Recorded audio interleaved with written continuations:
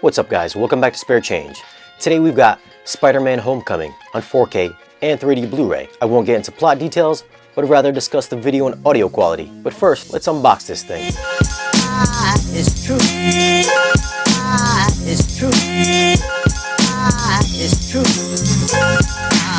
It's true. It's true. It's true. It's true.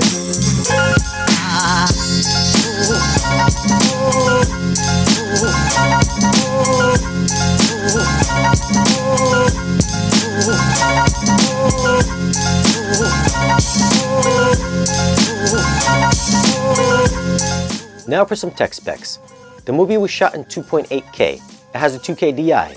It's rated PG. Runtime is 133 minutes. Aspect ratio is 235:1. So those viewing on TVs, you guys will get black bars on the top and on the bottom. Now as for video quality, I didn't find a drastic difference between the 4K and regular Blu-rays. Sharpness does get a small increase in resolution, notably in the material texture in Spidey's suit, and some extra material gloss on the Vulture's wings.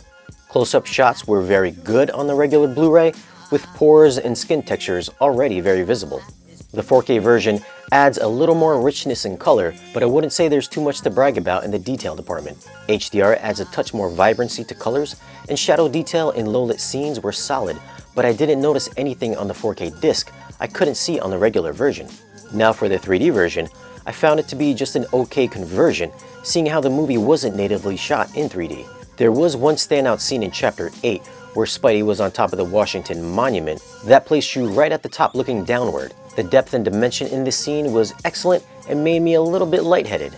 Detail was just as good as on the regular Blu-ray, with colors taking a little hit due to the 3D glasses. And darker scenes weren't a muddy mess like on lesser transfers. Audio on the 4K version is in Dolby Atmos, and I found it to be pretty active. The soundstage had a wide presence, and the musical score was clean and detailed, and often spread to the height channels. Chapter 10 was a standout, as you can hear Iron Man's little mini rockets zip around the room as they attach themselves to the ferry. In the beginning of Chapter 15, as the Vulture flies in toward the screen, the bass response here is pretty visceral and will easily rattle your whole body.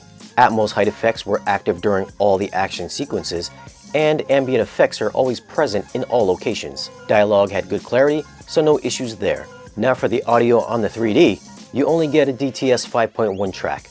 And as you'd expect, sound movement and immersion just isn't as precise as on the Atmos mix. So for 3D audio, I'm gonna go 7. Audio on the 4K disc, I'd have to go 8.5. Great sonic soundscape and the musical score sounded great and was very fun. 4K video quality, I'd have to go 7.9.